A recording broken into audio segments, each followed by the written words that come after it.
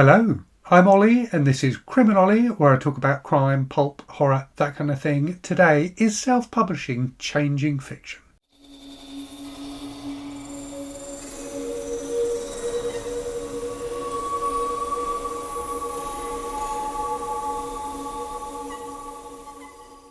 So the Guardian newspaper published an article the other day talking about the fact that there are more books published today than could ever succeed. I'll leave a link in the description to the videos to the article so you can check it out for yourself. But this is something I've talked about myself on the channel before. I made a video about it a couple of years ago, just suggesting in that video that there are just too many books nowadays. There are so many books being published that it's definitely impossible to read them all, and it's also impossible for all of them to be successful. And what that means is authors are increasingly making, very poor livings at writing books. Even authors who are, kind of names you would know, who may have had a bit of success, can struggle to actually make a living wage writing, which I think is a terrible, terrible shame. So this article talks about that fact, talks about just the volume of books that are published nowadays. So in the UK alone last year, 200,000 books were published. And the big publishers who are responsible for publishing a lot of those books publish more books than they can actually support in terms of promotion.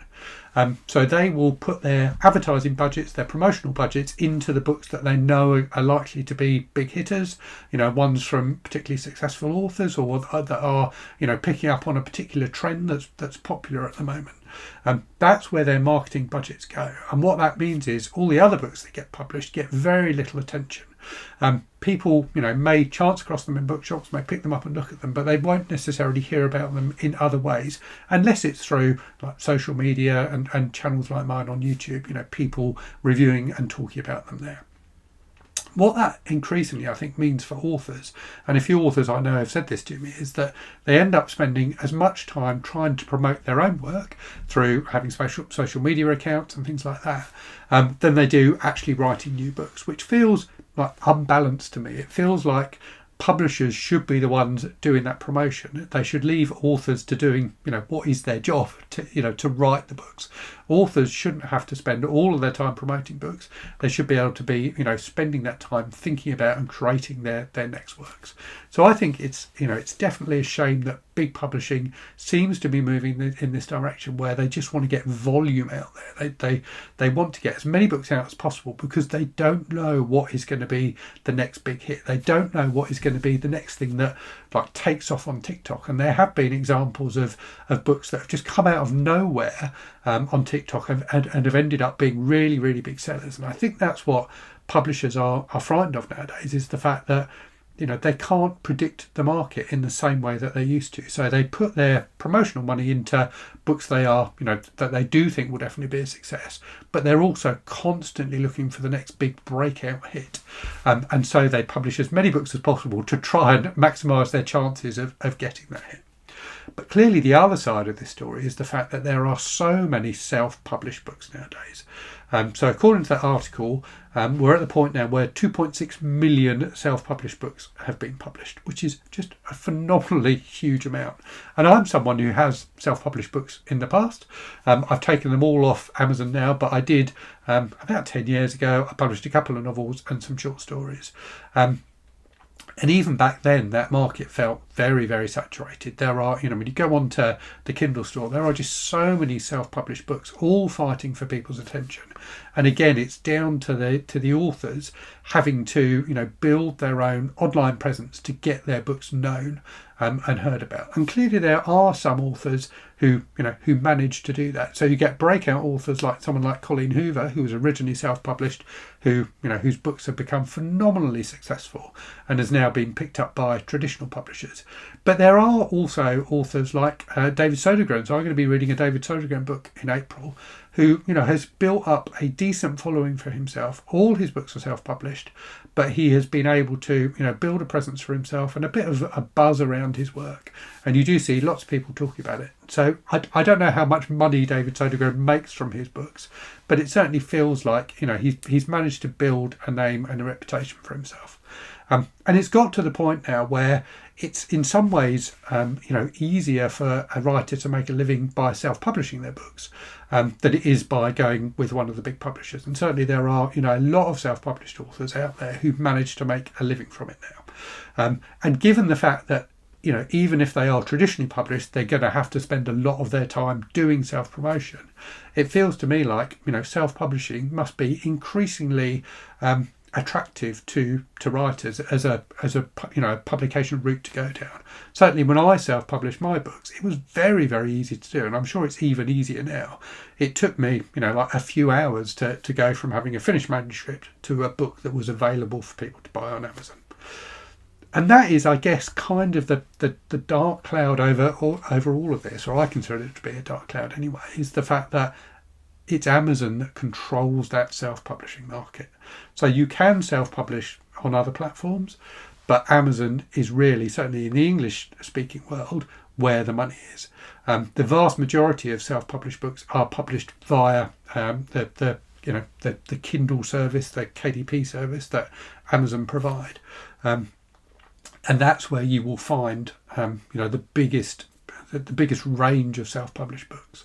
And part of the reason for that is that something that is very attractive to self-published authors is Kindle Unlimited. So as you probably know, Kindle Unlimited is a subscription service on Kindle where you can read as many books as you want for a monthly fee. So a bit like Spotify, but with books. You don't own the books, but you can read them as long as you are a member. And that can be a very cost-effective way for fans of reading to find new books and read them. And loads of self-published authors really, I guess, really appreciate and get worth out of Kindle Unlimited. Now, the problem with Kindle Unlimited is that Amazon's terms and conditions mean that if you make your book available via Kindle Unlimited, you can't sell it on any other platform. So what that means is Amazon have managed to lock in that self-published market by using Kindle Unlimited as a tool to get as many authors to commit to just selling on Amazon as they can, which hampers the ability of people to discover self-published books through other means. And I think that's a real shame, and I hope it is something that will change over time. And I think there are, for me personally, two considerations with Kindle Unlimited. So firstly, there's the fact that it feels like Amazon are using their power to get more market share for themselves.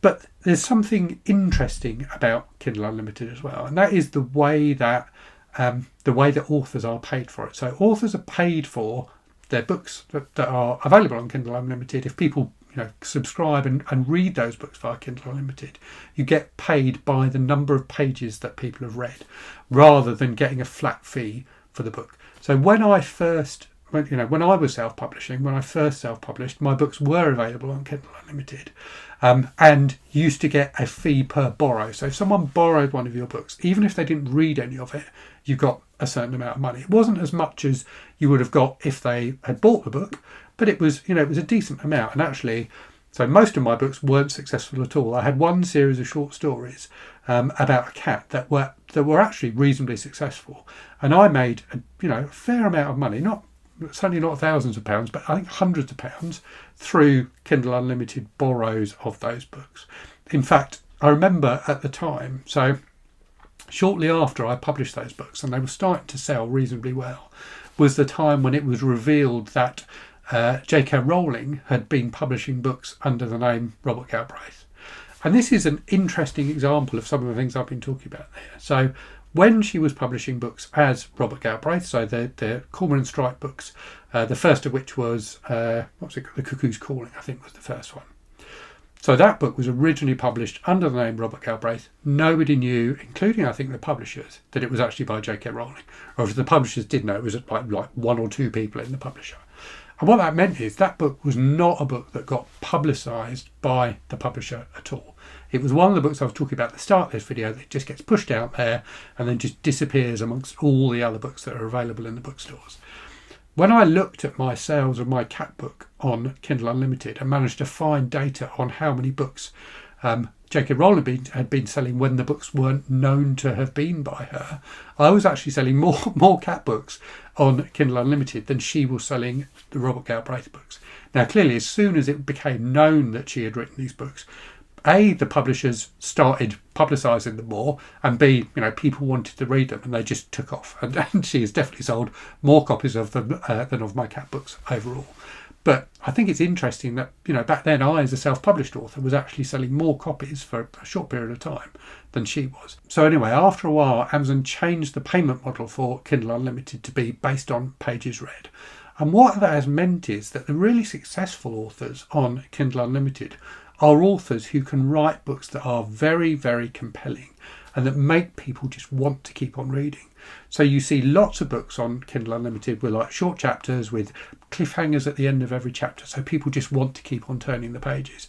Now, what those may not necessarily be is books that are satisfying as a read overall, but what they are is books that are compelling where you just want to keep on reading.